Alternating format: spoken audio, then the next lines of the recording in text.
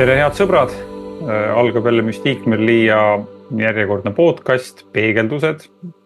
Episood on juba 9. Juttu meil jätkub.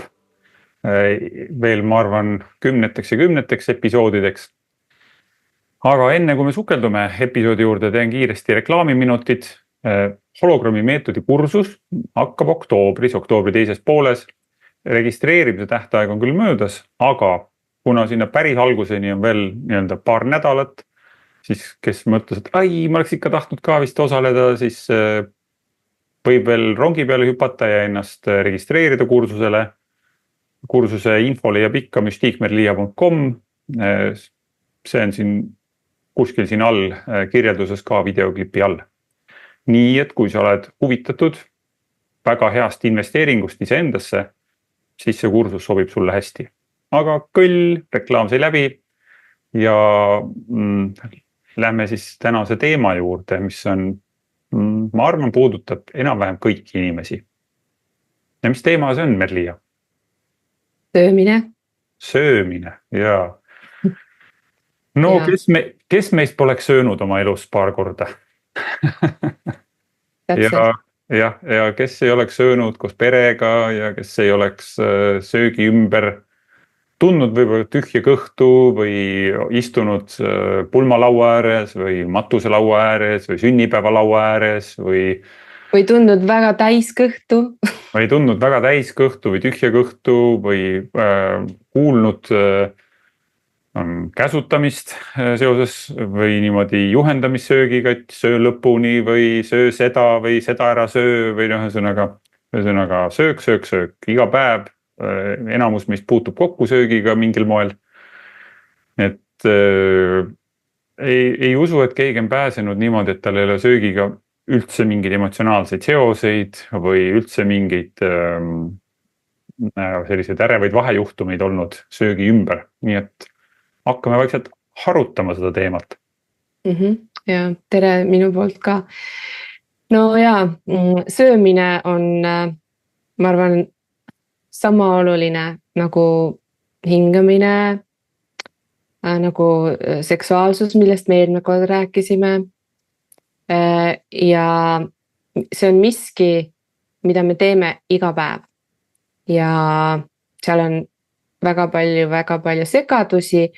Me tegelikult enamus nendest segadustest suudame, me suudame elada nende segadustega. No söömata, sellepärast söömata ei jää ju. Jah, ei jää. See ei saa jääda söömata. Aga seal saab väga palju puhastada neid mustreid, mis panevad meid võib-olla sööma nii, nagu me tegelikult ise väga ei tahaks või ei valiks. Ja täna me räägime, ma ütlen, see on nii lai teema ja tõenäoliselt, nagu me ikka oleme öelnud, räägime sellel teemal mitmeid kordi. Aga täna räägime nagu selle kandi pealt, kuidas või on tõenäoliselt mõjutanud meid päris esimesed hetked elus ja kui seal on mingisugused segadused. Kohe räägime siis täpsemalt, mis segadused. Aga need on tihti seotud rinnapiimaga ja kuidas ma olen saanud seda või kuidas ma ei ole saanud seda. Ühesõnaga, väga tihti on söömise segadused tegelikult emotsionaalsed segadused.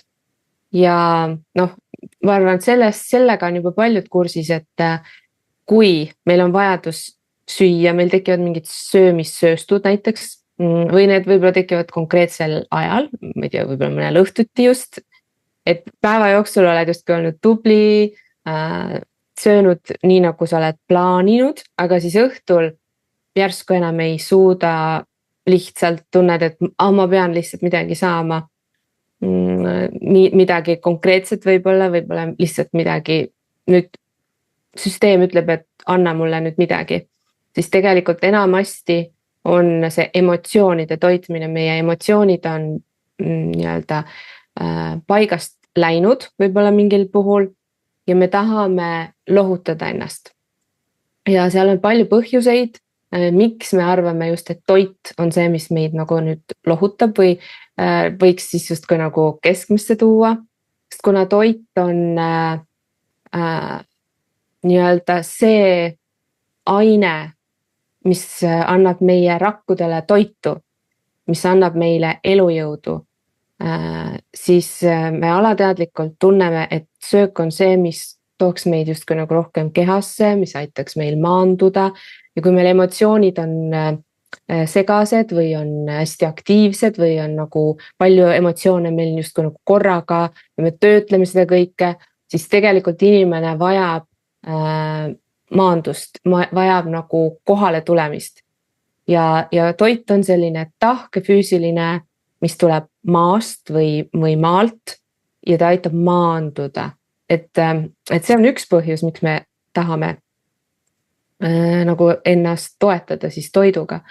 Aga teine on see, et meil on alateadlikud mustrid. Näiteks võib-olla kui sa olid väike, siis sa juhtus midagi, sa vajasid lohutust, siis keegi hooldaja, oli see ema või keegi muu, vanaemad väga tihti teevad seda, andsid lohutuseks nagu midagi head, kas mingit kommi või näiteks suhkruvett, minul anti suhkruvett. Ma arvan, et tol ajal paljud said seda, et sest see üldsus arvas, et see on nagu midagi, mis rahustab maha, eriti lapsi. Rahustab ka ju. Jah, kuigi samal ajal ta ju tegelikult aktiveerib ikkagi selle veresuhkru nagu viib kõrgele, et ta keha ei rahusta. Et see, ma arvan, seal on nagu see efekt, et vanaema ütles või ema või ükskõik, kes see siis oli, et see rahustab sind. Ja kui ikkagi autoriteetne inimene ütleb, et vaat see nüüd rahustab, siis see hakkabki tööle. Et kas ta nagu tegelikult puht keemiliselt rahustab, selles ma ei ole üldse kindel, et nagu kõik suhkur, on see siis šokolaad või mis iganes tegelikult ta ei rahusta, ta nagu tegelikult aktiveerib. Ergutab, jah. Aga meil on tekkinud harjumused, et meil on vaja justkui nagu seda kooki või šokolaadi, kakaod, kohvi. Mõne jaoks on see isegi näiteks alkohol, et mis on siis see nagu, mis tundub, et see võiks mind maha rahustada. Alkoholis võib ka teinekord olla vist päris palju suhkrut või sellist. Jah, et oleneb millist alkoholi sa võtad, aga alkohol vist ka ikkagi aktiveerib, ma ei tea, ühesõnaga, ma alkoholi kohta nii palju ei oska öelda, aga ma tean, et paljud nagu kasutavad seda ikkagi oma emotsioonide nagu tuimestamiseks, ütleme siis niimoodi. Jääme siis täna nii-öelda äkki selle tahke toidu juurde või toidu juurde, söömise juurde, joomine on veel eraldi teema. Jah. Ja teine asi on see, et võib-olla on kasutatud toitu nii-öelda premeerimiseks. Ehk et kui sa selle ära teed, siis sa saad kommi või siis kui sa seda nüüd teed, sa saad šokolaadi või kui sa kuulad mu sõna, siis sa saad seda. Mis sellise ühenduse, millise ühenduse see võib siis luua?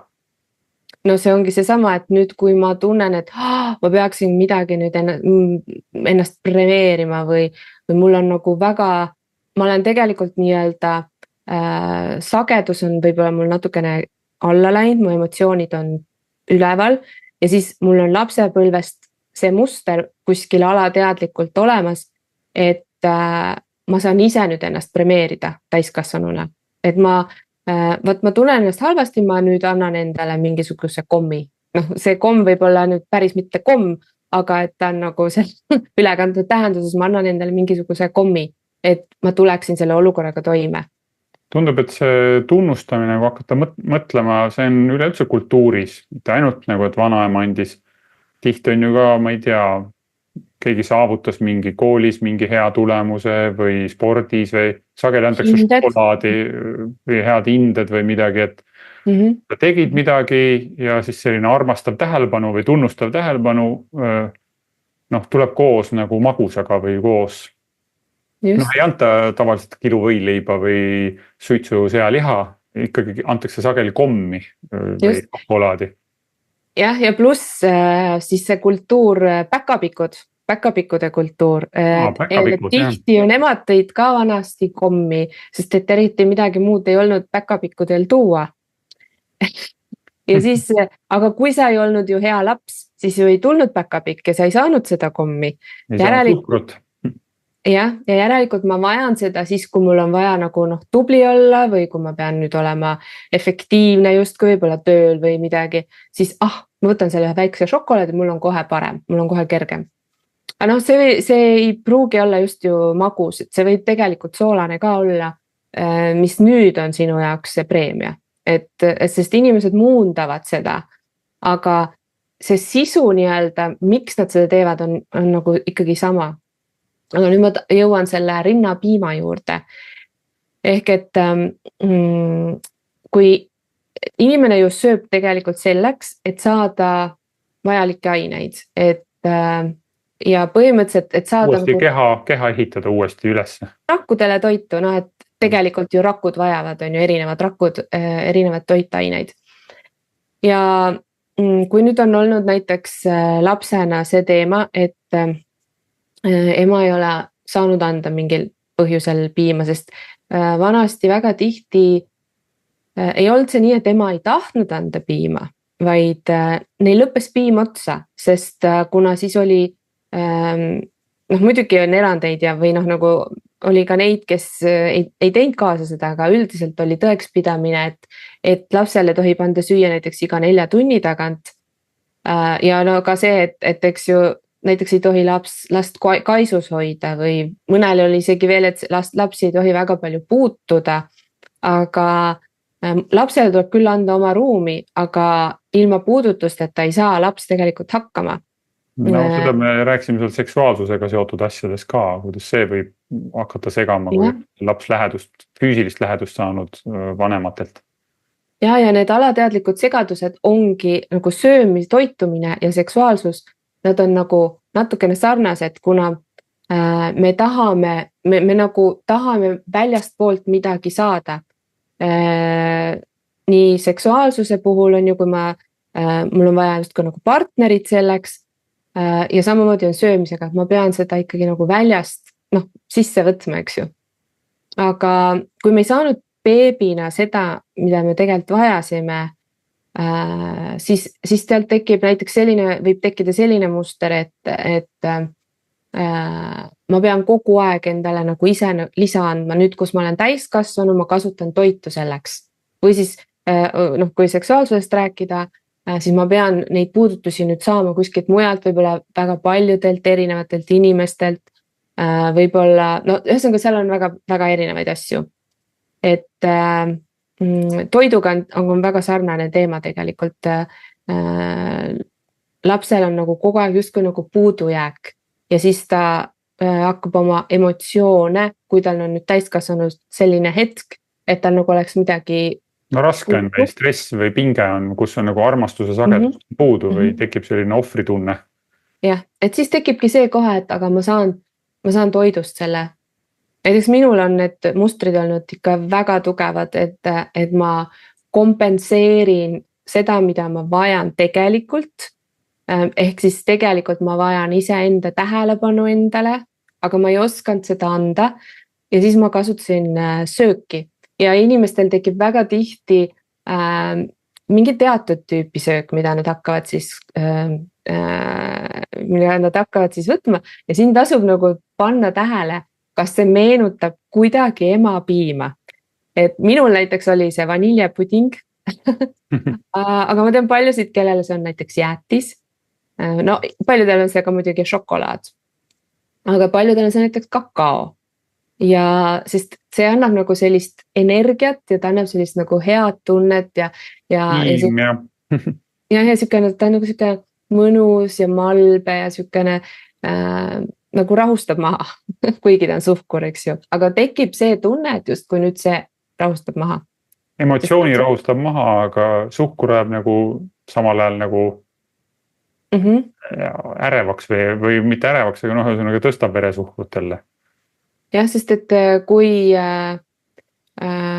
nagu mul oligi see hetk, eks ju, näiteks väiksena, et ma vajasin ema piima ja sellega ma sain nagu seda, nüüd on kõik turvaline, nüüd on kõik olemas, nüüd on hoitud, nüüd on kantud. Et siis nagu see kompenseeriski selle. No mis see alateadvus siin nagu need kokku paneb siis, et ühesõnaga ema annab tissi, samal ajal ma saan armastust ja siis mingil hetkel nagu nende päkapikkude ja päkapikkude ja no keegi pugas sulle põue.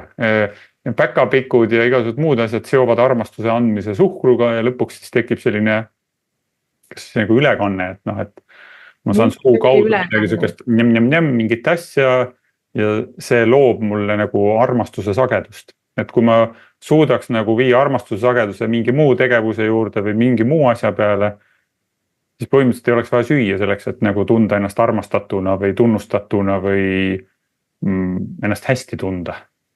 Just, et enamasti kui need söömissegadused siis on lahendatud või need emotsionaalsed tegelikult, eks ju, et mida ma vajan ja ma suudan see päris vajadus on? Enda armastus. Et ma mõtlengi, et kui see nagu päris vajadus saab nagu teadvustatud, siis ei ole vaja nagu toiduga kompenseerida seda enam. Toit on siis nagu asendus sellele päris vajadusele, mis on kuskil seal all peidus siis. Ja tasubki nagu siis jälgida oma neid mustreid, et need on nagu nii varajasest ajast, et me ei mäleta neid, aga see, kuidas ma siis kompenseerin, see ütleb ära, kust kohast see on tulnud. Et endal ongi neid asju muidugi raske näha, aga blogipostituses ma kirjutasin mõned küsimused, kuidas nagu hakata vaatlema, sest see on just see hetk, kui on nagu kui sa oled madalseisus, siis sellel hetkel on alateadvus väga avatud ja et siis sul on need tunded aktiivsed ja neid on siis tegelikult hea kaardistada, kuigi see võib olla keeruline, et nagu, sest siis sa ei taha midagi teha, võib-olla tahad lihtsalt voodis olla. Aga ma mõtlen, et see, miks ma stressi lähen, ei pruugi üldse ju söögiga seotud olla. Ma võib-olla läksin tööl riidu kellegagi või mingi muu asi ebaõnnestus ja siis ma ei tegele nagu selle asjaga, kus see stress tekkis, vaid kasutan siis nagu sööki, et seda olukorda lahendada, kuigi ta justkui nagu ei lahenda seda olukorda, mis oli enne. Et siis tulebki vaadata, et mida ma tunnen, mis emotsioonid on hetkel nagu aktiivsed, proovid nime öelda, neid nimetada. Ja siis, et kus ma varem seda ka kogesin, et praegu ma kogesin sellel puhul seda, aga kus olen ma sarnast tunnet juba varem tundnud. Võib-olla proovida seda sama asja nagu mitte nagu niimoodi konkreetselt detailidena enda jaoks kirjeldada, vaid nagu mudelina, näiteks, et näiteks kui ma oli konflikt näiteks, ma ei tea, mingi Peetriga näiteks, et siis mitte, et mul oli konflikt Peetriga, sellepärast see nüüd olen vihane ja nüüd see on šokolaadi, vaid keegi mees, kes ütles mulle autoriteetselt midagi või ühesõnaga, et proovida seda nagu mudelit, et meessoost autoriteetne inimene, et siis ma teadvustan nagu mudelit, et ma ei seo seda konkreetse inimesega, sest see võib mitme inimese peale käima minna, see mudel. Enamasti ei olegi ükski mudel ühe inimesega seotud, vaid see on dünaamikaga, et mis suhtedünaamikaga, et kuidas mul on olnud, kuidas mul mingid suhtedünaamikad välja mängivad. Aga näiteks võib ka olla selline variant, mis toitumisega on, et mõne puhul on niimoodi, et ta ei hakka nagu sööma palju, vaid vastupidi, tal kaob täiesti söögiisu ära. Et ta nagu, just kui tekib see koht, et kõik on nii mõttetu, mul polegi nagu, mõtet üldse siin olla, mis ma siis ikka toidan ennast, mis ma siis ikka nii-öelda lohutan ja see on nagu veel võib-olla ikkagi ka väga tugev stress, nii inimene lõpetab üldse söömise ära, ta peab nagu väga sundima ennast. Et alati need söömismustrid ei ole mitte sellised, et ma söön üle, vaid need võivad olla täiesti vastupidi. Et ma hakkan näljutama ennast hoopis. Jah. Ja siis ja sa jätad ikkagi ennast nagu toidust puudu, sa jätad ikkagi ennast iseenda armastusest, hoolest, hoitusest puudu. Et lahendus on just tegelikult see, et nüüd mul on vaja enda hoolt, enda toetust, sest nüüd, kus me oleme täiskasvanud, enam ei pea ema-isa seda tegema, me nüüd peame seda ise tegema. Ja teinekord tasub lihtsalt isegi nagu võtta endalt ümbert kinni ja öelda, et ma olen sinu jaoks olemas nagu iseendale oma nimega. Näiteks Merlia, ma olen sinu jaoks olemas. Et see võib tunduda alguses nagu tobe või natukene naljakas või imelik, aga see töötab, see on väga tõhus, sest tegelikult see ongi see, mida me kõige rohkem vajame nagu ise, et ma olen ise enda poolt. No räägime veel sellest ka või avame selle kaardi autoriteet üldse söömise kui sellise tegevuse suhtes või ka söögi suhtes autoriteet. Et me näeme sessioonides ju, et suur osa nendest, kuidas öelda siis probleemidest või asjadest, mida me kogeme täiskasvanuna, kus me ei saa teadlikku valikuid teha, tuleb sellest, et alateadvus on salvestanud, et keegi on autoriteetne selles teemas või autoriteetsem kui minu teadlik valik. Ja täna ma ei pruugi seda teadvustada, aga see on kunagi nii olnud. Ma tean näiteks üks konkreetne näide või selline muster, sa pead lõpuni sööma. Et ei tohi järgi jätta. Ja siis inimene tahab teadlikult nüüd täiskasvanuna, ma ei tea, 40+, muuta teadlikult oma söömisharjumusi. Ta vaatab, et okei, ma söön liiga palju, ma ei tea, siis kaloreid või ma ei tea, ühesõnaga söön palju. Ja ei lähe läbi, et tahan vähendada ja ei taha läbi minna. Ja siis üks asi, mis on nagu sessioonist välja tulnud, et korrutati kogu aeg lapsena, et söö lõpuni, et taldrik tuleb tühjaks süüa. Et see, ma ei tea, see on ka, ütleme, võib-olla mingi suke raskete aegade muster, mis nagu kajab üle põlvkondade, kus oli võib-olla sööki vähe, et täna on, et söö täna on ja homme võib-olla pole. Et väga paljud inimesed täna nii-öelda heaolu ühiskonnas kindlasti on ka täna peresid, kus see ongi raske, et ei tea, kas see on sööki või ongi raske söögiga. Aga kui on nagu, ei ole tegelikult probleeme nagu söögiga või söögi ostmisega peres, siis ka sellisel puhul võib inimesel olla, et ta ei saa söömist nagu, ta ei saa järgi jätta või pooleli jätta söömist või kuidagi tuleb see protsess alati lõpuni viia või tühjaks süüa või ära süüa. Ja siis keha peab selle kõik kuidagi välja kandma siis selle mudeli. Pluss veel igasugused asjad lasteaiast ja koolist, kus me nagu sunniti, et sa et mitte lihtsalt lõpuni, aga see oli nagu, see ei maitsenud mitte kellelegi. Need on juba konkreetsed traumad juba.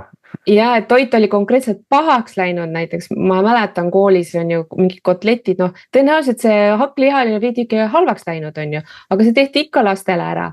Ja see oli tõesti nagu, sa tundsid seda pahaks läinud maitset ja õpetaja seisis kõrval, kõik peavad ära sööma, sa pidid lihtsalt sööma. Ja siis ongi sul kaob see autoriteet ära, et mina võin otsustada, mida ma söön ja kui palju. Sisse läheb, jah.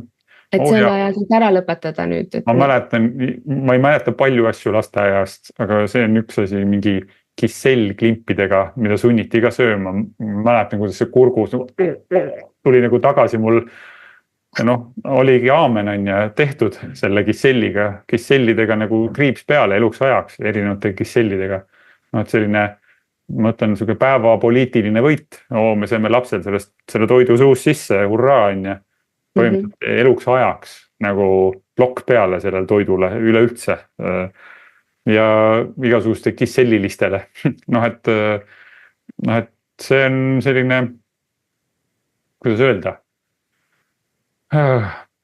emadele, isadele, kasvatajatele, õpetajatele võib-olla, ma ei tea, kas seda saab niimoodi, kes meid ikka siin niimoodi kuulev või kuulda võtab, aga põhimõtteliselt see on selline tundlik või koht nagu selles mõttes, et seal võib nagu, et ma olen tubli kasvataja või tubli ema või tubli isa või tubli õpetaja, et ma nüüd panin nad sööma.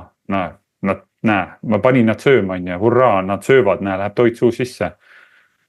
See võib teha selle, et nad ei söö, noh, laps või enam täiskasvanud inimene ei saa süüa enam seda sööki. Lihtsalt hakkab vastu nagu kehal, noh, et kas see oli võit siis nagu. Ja see ongi niimoodi, et lapsed, nende maitsmismeeled ongi teistsugused kui täiskasvanutel ja näiteks meie laste puhul on kõikidel olnud, et nad ei ole keegi söönud alguses paprikat, ma ei tea, ühesõnaga erinevaid toite ja me ei ole neid kunagi sundinud, okei, sa ei söö paprikat, nii ärme pane sulle või võtame välja ja neid toite mitmeid suvikõrvitsad, mis asjad need kõik on olnud, no neid ikka on olnud ja me kunagi ei sundinud. Nii, ja läheb aeg mööda ja nad kõik järjest on hakanud neid mingi hetk sööma, aga see tulebki siis, kui sa neid ei sunni seda tegema. Tuleb ära oodata või? Jah, tuleb ära oodata, ja kui ta ei hakkagi mitte kunagi sööma mingit ühte konkreetset toiduainet, no mis siis? Noh, ta saab ju need ained muudest kohtadest, aga noh, üks variant, kust veel on tulnud segadused, on see, et võib-olla sul ei ole sunnitud nii-öelda mingit konkreetset toitu või et see lõpuni, aga et mingisugune keeruline olukord on olnud lapsepõlves, kus parasjagu süüakse. Noh, et võib-olla on tekkinud pere. Söök on läheduses olnud, jah? Ja see on kuskil toidulaua ääres olnud või toit on suus olnud või. Näiteks see variant on ka veel, et siis võib väga tihti olla tegelikult, noh, võib-olla see oli konkreetse söögiga ja siis seal tekivad veel seosed, et vot selline umbes dünaamika ja toit on omavahel siis seotud, et iga kord, kui ma nüüd seda söön, vot siis see dünaamika kuidagi hakkab mängima. Mul on endal üks kogemus sellega, oli kunagi selline niimoodi, noh, mingis mõttes nagu elu ei olnud otsus ohus, aga ikkagi ma olin suures stressis ja nagu värevuses ja mul oli kõht tühi, ma olin mõnda aega, pikemat aega söömata ja siis lõpuks, kui sain süüa, siis pakuti sellist sööki, kus oli nagu mingi suitsusink või õhuke sink oli ümber meloni keeratud ja sõin seda, kõht oli hirmus tühi ja siis sõin seda nagu isuga. Ja tulemuseks oli see, et noh, kui ma edaspidi midagi lõhna tundsin, mis oli natukene selle lõhnaga või seda, siis nagu täielik nagu vastureaktsioon. Et sellel hetkel ei olnud see probleem nagu see toiduaine, aga kuna ikkagi oli siuke nagu stress või pinge oli üleval tagantjärgi mõeldes, siis enam see nagu tekkis tohutu vastupanu selle lõhna ja selle asjas. Aga see, mis sa rääkisid, loomulikult see ka, et mul on toit suus, see võib isegi olla nii-öelda mingi allergilise asja nagu alus või põhjus on ju, et kas siis ma saan füüsiliselt haiget, kui mul on toit suus või on hästi tugev ehmatus või raputus või ühesõnaga, et siis see toit võib seostuda ellujäämisega, stressiga. Jah, toiduallergiad võivad olla teinekord sellega seotud. Toiduallergiad võivad ka sellega seotud olla, et näiteks sul on lapsena läinud midagi kurku ja ema on läinud hästi ärevaks ja täiesti niimoodi, mis nüüd saab, on ju, sest emad ju lähevad. Laps võib ju lämbuda, on ju. Ja siis sealt on tekkinud toiduallergiaid, tal jääb see mingi konkreetne toit kurku kinni. Ja neelamisega on veel ju see, kui näiteks vastsündinutele või isegi kui see võib ka olla hiljem, et sul pannakse toru kõrisse ja sa alles õpid ju neid igasuguseid, mis need on, signaale, kohe õpib, eks ju. Eriti, kes on, jah, või räägi, vabandust. Ja, räägi. Ei, just, et enneaegsetel lastel öeldakse, et neil on sageli, et neil on neelamise probleemid või neelamine on takistatud. Aga sageli selle protseduuri juurde käibki see, et neil pannakse poolik nii-öelda makku või ühesõnaga, et nad saaksid toitu või ühesõnaga nad ei suuda veel, et neid elus hoida. Aga sellel ajal alles neeluklapp nagu selle funktsioon nagu alles nii-öelda tekib või on kaardistumas alles, et seda pole olnud ema kõhus vaja. Nüüd sa oled väljas ja see klapp peaks töötama ja seal on mingi toru ees. Ja siis noh, ja siis jääb nagu keha salvestab nagu selle mustri ja edaspidi on neelamine on takistatud, üleüldse see funktsioon on takistatud. Ja enam kui hoolikut enam ei ole, aga ikkagi ei saa nagu korralikult nagu seda klapi signaalid on segaduses.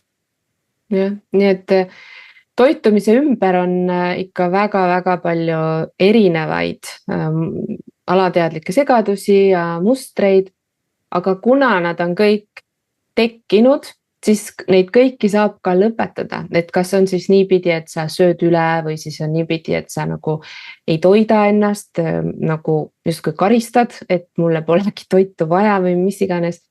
Kummalisi seoseid on alateadus salvestanud või käitumismudeleid ja jah, aga ütleme jah, sõnum on see, nagu sa ütlesid, et meie aju on plastiline, loob uusi ühendusi, loob täna, lõi lapsepõlves, loob tulevikus, et midagi ei ole kivisse raiutud. Mõni asi võib võtta rohkem aega või vähem aega, et see ära muuta, aga seda on võimalik muuta. Et kui keegi on nagu hädas söögi teemadega, et ükstapuha, kas ta siis tegeleb, võtab mõne hologrammi meetodi praktiseeriga ühendust või mingi muu meetodiga või toitumisnõustajaga või mis iganes ühesõnaga. Et ühesõnaga, et seda on võimalik muuta. Et tegelikult see ei pea nii olema. Ja teinekord ongi niimoodi, et hästi paljud ju tahavad ka selle kehakaaluga tegeleda ja kehakaal ja toitumine on omavahel seotud, on ju kehakaalust ilmselt räägime eraldi. See on vist eraldi pealkiri, kehakaal ja kaalumine ja kehakaal ja sellest on ka. Sest et kõik söömisega on igasuguseid segadusi, kõik ei pruugi olla kehakaaluga seotud. Aga see kehakaal on veel eraldi, kuigi need tunduvad väga seotud ja tihti on ka.